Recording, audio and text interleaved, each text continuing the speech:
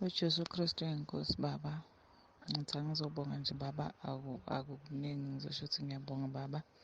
Selokhu ngangingena nje ekhaya leZwi ngiyabona izinto ngathi ziyavuleka kuba kuhle konke. Ngangena kwenkonzo yomkhosi ngicela umsebenzi. Sukela last year ngifaka ama-CV angikaze ngibizwe, kodwa ngithe mangithi ngiyawafaka ama-CV ngafonelwa last month. Kwathiwa ngifake i-CV mangithi ngiyayisenda i-email ayifuni ukuhamba. Kwagcine ngezwa bakuthiwa leyo post leyo bayifrizisile bazoqala phansi bakhiphe enye.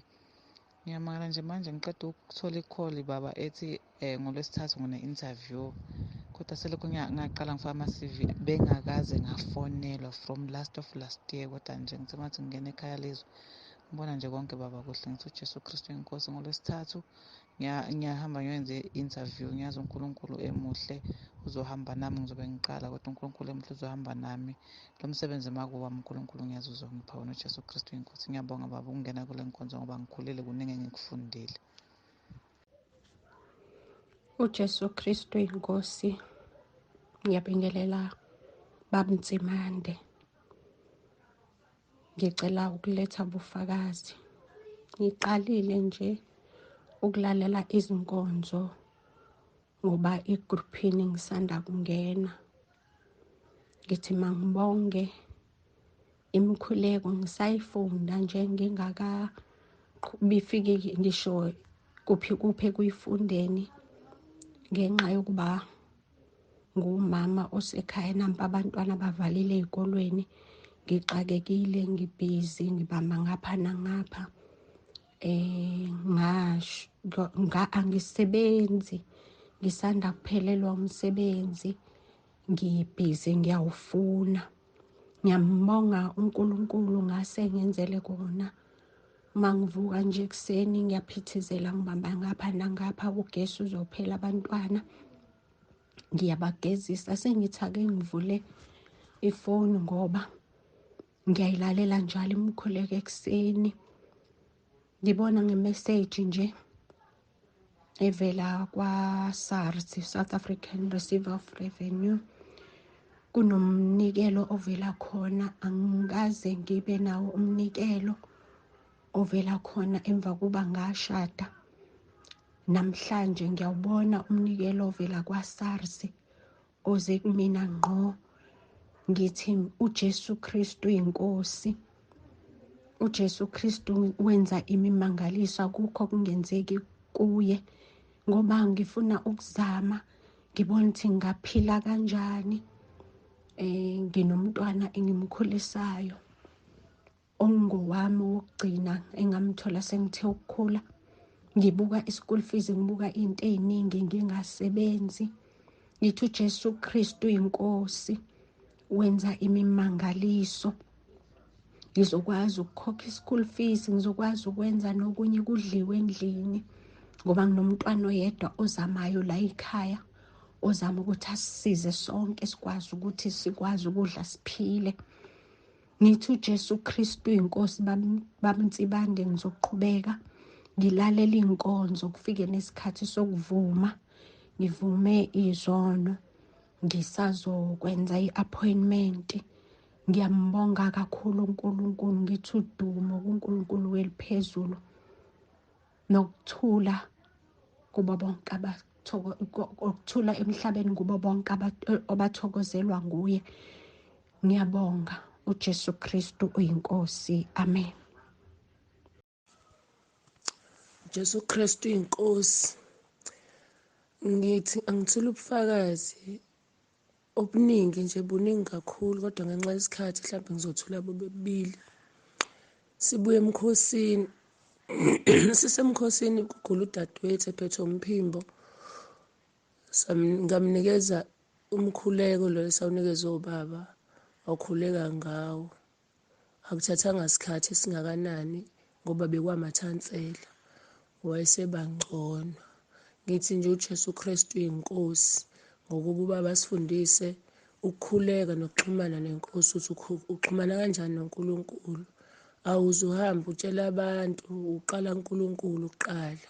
Siyabonga kakhulu. Kuthe nje masiphuma emkhosini njengoba besisemkhosini okhulekela iy'nkonzo kaJulayi. Mina uNkulunkulu usheshe wangenzela kakhulu-ke ngoba bengingazi ukuthi ngizothathani ngihlanganise nani njengoba kuze uJulayi mayelana nokuya enkonzweni, kakhulukazi abatwana bami ukuthi bazohamba ngani kuqala ngoba mina ngibambile etohweni. uNkulunkulu uvele wenza isimanga, ngavele nje ngathi ngimsebenzini ngahlangana nosisekade ngamgcina esasihlangene ngaye ngokuthi wayengisiza kwi-social worker. Wavele wathi nje ucela ngiphathe iy'nto zami ngize emsebenzini kuyena ezonginikeza yonke i-voucher yokudla. uNkulunkulu ngimbonile ukuthi uyafisa uNkulunkulu ukuthi sixhumane naye ngazo zonke iy'khathi thina esingakwazi ukukhuleka. Lapho engibone khona ukuthi uNkulunkulu ngisebenzele ingoba sengizothatha le mali engibamba ngayo itoho sikwazi ukugibela nabatwana siye enkonzweni kaJulayi. Bamtsibande, sibonga kakhulu, sibonga kakhulu, asiphezi. Sibonga uJesu Kristu okwazile ukuvumisa iy'nhliziyo zethu ukuthi sikwazi ukungena ekhaya leZwi. Ngithi uJesu Kristu inkosi. Baba siyabonga, niphile nje, sicela uNkulunkulu aniphilise, silosincela nje izwi lakhe kuba Mtsibande nomama. Siyabonga kakhulu. Jesu Kristu inkosi. Baba ngibone ngiyongena endaweni yokuthunjwa lapho kuthunjelwe khona abazalwane bebesaqhubeka bengeniswa ngamabhasi. Kunamabhasi abathuthayo bathuthela kuleyo ndawo yokuthunjwa, amanye berentile. Khona lapho kukhona izisebenzi okuyizona ey'landa abazalwane zibayisa kuleyo ndawo yokuthunjwa, bese ibhosi yakhona iyi-China lesilisa. Ngababona abazalwane abasekuthunjweni asebebadala nabancane. Ngase ngibona sebeshintshiwe sebengamazambane abolile, bebolisiwe. Ngase ngibona kukhona engimsizayo, ngalithatha leli zambane ngibona esandleni sami sengiphethe inkemba engikholwa ukuthi inkembe yizwi likaNkulunkulu okukhulunywa ngalo encwadini yamaHubo 107 uvesi 20. Ngalicwecwa leli zambane sengisusa lokhu kubola, kanti phakathi kunenundu elokhu iligobha, mayiseligobhile lisale selibolile bese kusele indawo engaphansi kokuba uhafu, indawo ebingayonakele, ebingabolile. Ngalicweca ngaze ngafika la khona ngiyibona le nunu. Ukuphuma kwale nunu kwabo ukusizakala kwalo leli zambane ngalicwecwa lasala seliklini. uJesu Kristu inkosi. Ngiyacela ukuba bonke engibabonile laphayana sebephendulwe esinye isimo bonakaliswa, ngiyacela uNkulunkulu ebasize bephume kuleya ndawo. Amen. uJesu Kristu uyinkosi. Ngiyakubingelela Baba egameni likaJesu, inkosi nomsindisi wempilo zethu. Mina uNkulunkulu kusangigcinile, ngiyakholwa ngiyathemba ukuthi nawe usawugcinile kanye nomndeni wonke. Baba ngithanda ukubonga ngilethe ubufakazi Baba uDonald Mashele waseWitbank. Ngibonga uNkulunkulu ngalokho uNkulunkulu angenzele khona. Baba mina kusukela ngisebenza akunalokho ngizokukhombisa khona ukuthi ngiyasebenza, ngokuba uSathana bangenisa umoya wokugembula, ukuthatha imali zabamashonisa. Lo moya wangihlukumeza Baba from 2015 ngicale ukusebenza until now 2023. Wangihlukumeza kakhulu Baba, ngina next. Bakhuluma kabi ngami, abazali bamazamile ukukhulumisana nami kodwa bengabaswi. Kodwa namuhla ngibonga izwi. Abasekho kimi kodwa izwi lafika kimi lakhulumisana nami, ngokuba ngivuma izono, ngokuba ngivuma konke lokhu kwenzile. Ngibona uNkulunkulu wangisiza. Ngiyabonga kakhulu Baba, ngibonga uNkulunkulu unamandla. Ngibonga leli vangeli elakudala, elivangeli elokuvuma isono. Ngiyafasta baba, bengifasta kakhulu, ngikhulekele uNkulunkulu ukuthi angisiza, kodwa baba angizanga ngincobe le moya. Uma ngizilile ukudla ngifaste, uma ngicede ukufasta bengizoba right isikhathinyana, kodwa isikhathinyana ubuya lo moya ungihlule, ngibuyele emuva ngiyoyenza lokhu bengikuyenza. Baba ngiyabonga, bekunzima kakhulu, bengikolota abantu ngabatshela ukuthi bayimisele imali yabo ngibabhadale, bavuma. Ngiyenza njalo, ngiyababhadala. Ngiyambonga uNkulunkulu. Lo moya futhi izolo baba entambama bosewufikile kimi ukuthi Donald, le mali isalile ukuthi ufuna ukuthenga ukudla ngayo, hamba uyogembula uzowina. Ngakhuleka baba, umkhuleko wasebaRoma 10:9. Ngabona lo moya usuka kimi, ngabona lezi zinto zisuka enhliziyweni yami. Ngithanda ukungibonga baba, ngibonga uNkulunkulu, ngibonga amandla yakhe ukuthi uNkulunkulu wangikhulula ngempela. Lo moya bewungihlupha from 2015 until now, uNkulunkulu seunqobele wona. uJesu Kristu inkosi. Baba ngiyabonga, amen. uJesu Kristu inkosi. Ekuseni ngiyabingelela ubaba uNsibande nomama uNsibande. Ekuseni ngibingelele abazalwane bonke egameni likaJesu. Ngiyabonga imfundiso zakho baba, osenza sikwazi ukuba yonke into esiyenzayo iyenziwa kanjani. Bengihlaselekile mangenza iphutha ku last week. Bengihlaselwe isimo engasazi ubana kuvelaphi, kodwa lento ngaqala ngayiphupha. Leli phupho lalichaza ukuthi ngiyabahlupha abahamba ebusuku, abasakwazi ukwenza izinto zabo. Bathumela iselesele ngakhuleka lahamba. Bathi hayi, njengoba usuthumela iselesele sesiyothumela-ke igundane. Manje leli gundane lalikhala ngingaliboni, lithi tswi tswi tswi tswi tswi. Ngithi ngiyageza nali, ngithi ngiyakorobha, ngibone likhala ngaphansi kwesikorobho lapho engikorobha khona, kodwa lona angiliboni. Ngathi kahle ngiriphothe kubaba. Ubaba wabuza, suvumile izono? Ngathi ngivumile, kodwa idethi yami angisazi ukuthi ngayishonisaphi. Waphinde wangithumela ubaba. Ngase ngihluleka nokungena emkhosini, kodwa kwangenza ngangena. Ngaleso sikhathi abazalwane babesemkhosini, mina ngizama ngihluleka. Ekugcineni nami ngagcina sengingenile. Ngiyambonga uNkulunkulu, umoya ongcwele osiza kangaka. Ungisizile nami, bengingasazi ukuthi ngikhale ngithini, kodwa-ke ngakhuleka leya mkhuleko kamhla ka-18 May. Ngakhuleka leya nto yaze yathula, ngoba ma ngithi ngingena nje ngivela emsebenzini iyaqala ithi tswi tswi tswi. Yayifuna ma ngigeza noma ngisiyogeza yayikhala ithi tswi tswi tswi, kodwa ngiyambonga uThixo isithule leya nto ayisekho. Ngangasazi nokuthi ngithini, ngoba lento umsindo owawukhona ungenza ngethuka ubana sengihlala nasilwaneni engasazi. Ngiphinde ngicabanga ukuthi hayi, lento yafika ephusheni ukuthi ngiyahlupha. Nkosi yami ngiyabonga baba, ngiyabonga. Nedethi yami angisazi ukulahla, sengiyibhale kahle. Ngiyabonga kakhulu. Naleya nto isithula ayisekho. Ngibonga ukufihlwa nami ekhaya leZwi. Ngabe ngekho ekhaya leZwi bengizokhala ngithini, kodwa-ke ngikhalile nganqoba. Ngithi inkosi yomusa inibusise. uYesu Kristu uyinkosi Tata, ndinobungqina. Yonke le minyaka bekade ukhona umsindo ezindlebeni zam, kodwa ngelanga endibhukha ngalo ndicela ukuvuma izono nokuvuma abaseRoma 10, kuye kwaphela nya lo msindo lowo. Kunangoku awukho lo msindo emadlebeni am.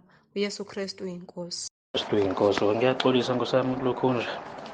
Ngiyabona laphana isimemezelo ukuthi singabe sisabhala ama-message ngaphandle kwalaba ababhukhele ukukhuluma nobaba. Ngicabanga ngiyokugcina le VN kodwa nje Nkosi yami ngiziva ngijabule kakhulu. Amazwi kababa always uma ngilalela iy'ntshumayelo ziyangiqinisa. Hhayi ngoba ngingazi, yazi you will never know indlela inkosi esengikhulise ngakhona. Since nje ngilokhu ngilalela ubaba uNsibane, indlela inkosi engikhulisa ngakhona izokuqinisa le nto ehlezi ikhuluma nami ukuthi Sakhile, le nto obuyehlezi uyizwa yiyona impela. Nangu ubaba uNsibane yi-confirm. Ngizwe umoya wami ugcwala, ngizwe ngikhula kumoya. Manje ngiyabuka ukuthi kuyangisiza ukulahla i-pride ngoba abazalwane abaningi balinyazwa i-pride. Yikho bengeke besizakala, balinyazwa i-pride. So into engihlezi ngiyithandaze kaNkulunkulu, ngicela ungisuse i-pride nje, ukuba nempakamo. Ngicela uNkulunkulu ukususe kimina ukuze ngizosizakala, ngibe yikholo eli-right emahlweni akho, ngibe yikholo nje eli-right. So you'll never touch izinto zikaNkulunkulu uma ngabe usene-pride. Le nto engiyifundile. So the more ngizehlisa ngilalela yonke into babayishoyo and ngiyinika isineke. Uma ngithola isikhathi ngihlale nje kahle phansi ngilalele yonke into babayishoyo, ngingathi ngilalela lokhu okuhambisana nami okuyihlaba inhliziyo yami, ngizwe lokhu kuyayihlaba inhliziyo yami and kufanele ngilungise ukuthi ngiqhubeke nohambo. Ubaba engekho engangazi kodwa ngilungise. Manje nje ngiyakhula nje kakhulu, angifunda ukuqamba manga. Ngiyakhula kakhulu nje. uJesu Kristu inkosi. Ngiyabingelela kubaba umfundisi uNsibande kanye nomama umfundisi uNsibande ngegama likaJesu Kristu waseNazaretha. Abazalwane bonke entabeni yendlu kaJehova kuyabonelelwa nasekhaya leZwi.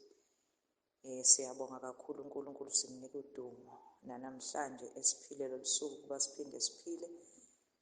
Kungumusa phezu kokumusa asenzela wona, ayi ngoba senze okuhle phambi kobuso bakhe, kepha ingenxa yothando. uNkulunkulu uyasithanda ngendlela emangalisayo. Siyambonga kuNkulunkulu ngakho konke. Kade sigcinene-ke baba ukuletha ubufakazi nakho konke ngenxa yokuthi bekuney'nkonzo zikaJulayi, ekutheni sihloniphe uNkulunkulu, nenze umsebenzi ningaphazamiseki. Siyabonga-ke ukuthi usazise bese siyayeka ukufaka ama-VN egameni likaJesu Kristu. Bengithi ngizoletha ubufakazi baba, buningi nje ubufakazi, buningi, kodwa-ke enhliziyweni yami uNkulunkulu uhlalisa ukuthi eke sibonge nje, sifunde ukubonga.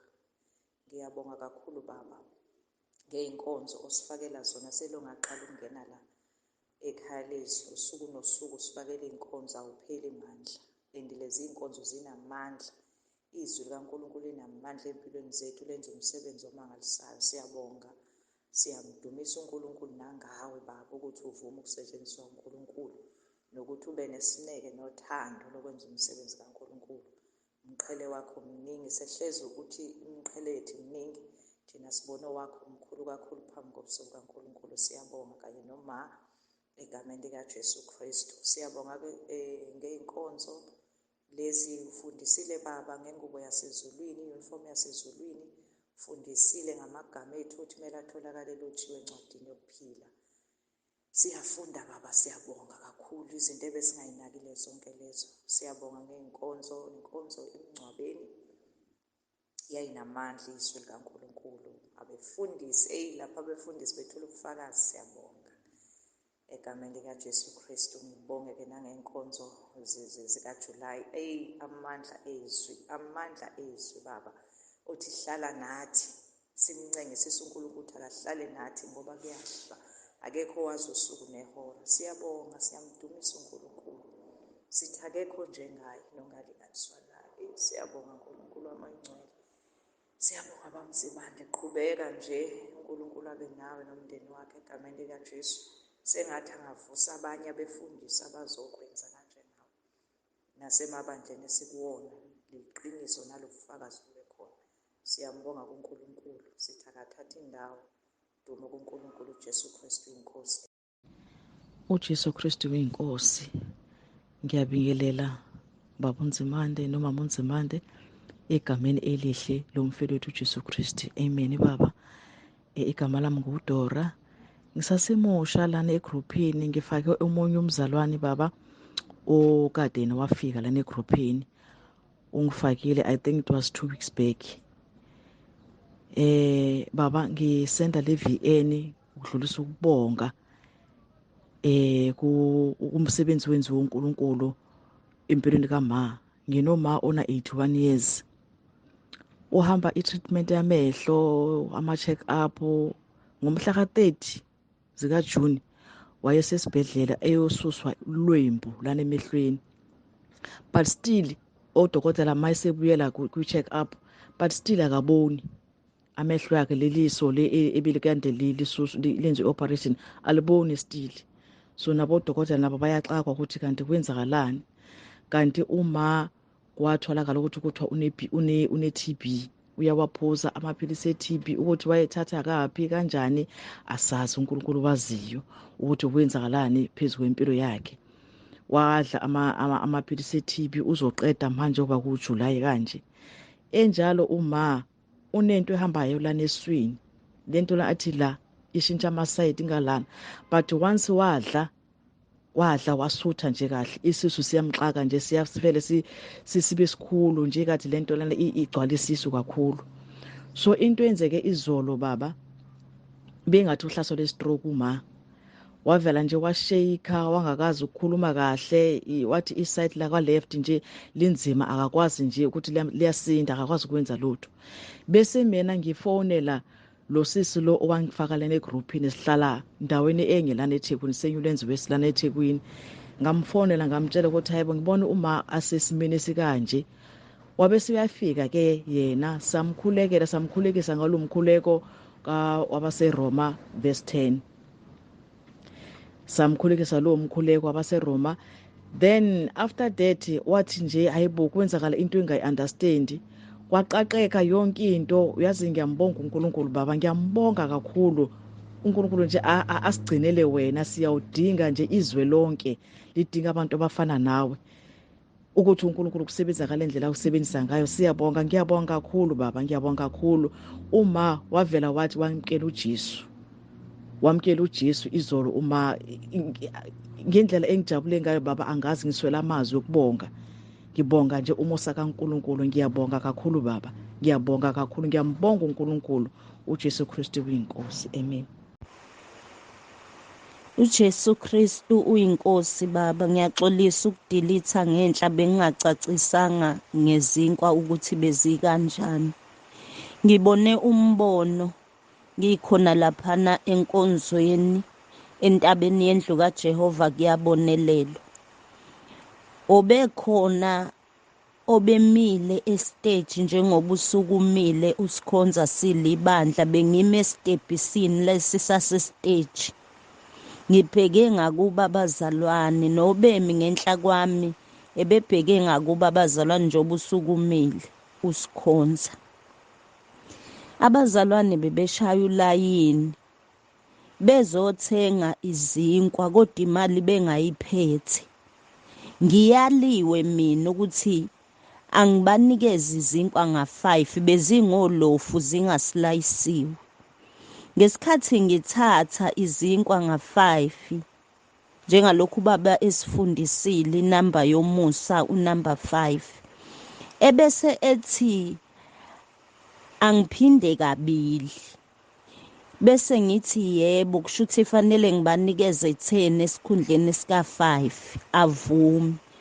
Bese ngiyathatha ngiphinde kabili ku5 ngibanikeza abazalwane bebethenga ngaphandle kwemali njengokusho kwezwi encwadini kaIsaya 55 uvesi 1 malithi wozani nithenge ngaphandle kwemali. Siyambonga kakhulu uNkulunkulu ngokusemukelisa umusa wakhe ophindiwe. uJesu Kristu inkosi. Amen. uJesu Kristu uyinkosi. Ngiyabingelela ubaba umpostoli noma umpostoli Nsibande kwelihle igama lenkosi yethu uJesu Kristu. Ngithanda ukubonga inkonzo esisuka kuyo kuqala umkhosi we7 days lapho uNkulunkulu ayangisiza ngendlela emangalisayo. Ngafunda ukuthi i-TV ayibukwa, ngathandaza nami ukuthi inkosi ngisize ngabi na-appetite ye-TV. Ngaphinde ngamangala uNkulunkulu bazalwane engikhiphe esixukwini engenza ngihlale ngedwa, noma ngibuye emsebenzini bengifike ngizivalele ngedwa, ngingabi nandaba nezinto eziningi. Ngambonga uNkulunkulu. Ngafunda bazalwane indaba uNkulunkulu akangisize kuyona, wakhomba izinto. Ngikhumbula kwakuzosa kube uLwesine baba umpostoli efundisa ngendaba yokwabela abampofu. Ngaqala ngakhipha izinto nami ukuthi ngabela abampofu. Yebo ngihlale ngikwenza kodwa lokhuyana ngakhipha, ngangicabanga ngikhipha the best kodwa this time ngikhiphe the best ever ukwabela abampofu. uNkulunkulu waphindwa identify iy'mpahla engangiziphiwe ngomunye umlungu ukuthi hhayi lo mlungu wayengakuphile nje kodwa wayekuthengela le mpahla edura kangaka ngenxa yokuthi wayekhanuka engipha as a gift. Kwavuka umoya engcwele kunezinto okumele ama-gift okumele ubheke ukuthi ngaba eza luhlobo luni. Nganginejazi ngangilithengele umlungu lalibiza 100 pounds. Nginezicathulo engiziphiwe lo mlungu zidura bazane zingekho nala eSouth Africa, kodwa uNkulunkulu wathi this is a sin, kubukeka kuyisono, kushisa. Ngakhipha neshirt engangiliphiwe icolleague yami ephiwe emsebenzini, amashirt wayenamashirt ayi-2 afanayo. Wathi hayi Mkhaya, ngoba wena ulitholanga ngizokupha. Kwafika ukuthi ngoba abantu baphiwa one item, yena elinjani leli akaphiwe 2. Umoya engcwele ngesikhathi sikulo mkhosi we-7 days wathi nalokhu kuyisono, kusho ukuthi lo muntu elintshontshile. Ngakuthatha ngakufaka iplastic bangcwele ngayoshisa bazalwane. Uma sengibona ubaba ephostile inkonzo yokushisa ngambonga uNkulunkulu ukuthi hawu Nkosi ngiyabonga ukuthi kanti ngampela kule mkhosi ubufuna kube nezinto ezishiswayo. Ngashisa nami bangcwele. Hawu ngambonga uNkulunkulu ukuthi cha uNkulunkulu befuna kube nje ukuthi abantu ke bekhiphe, kanti nasenkonzweni ebesikuyona bekhulunywa ngokukhipha ukuthi umuntu aseshe iwardrobe yakhe abheke izinto uNkulunkulu ezingamthokozisi. Ngiyabonga bangcwele, sihambe kahle. uJesu Kristu uyinkosi.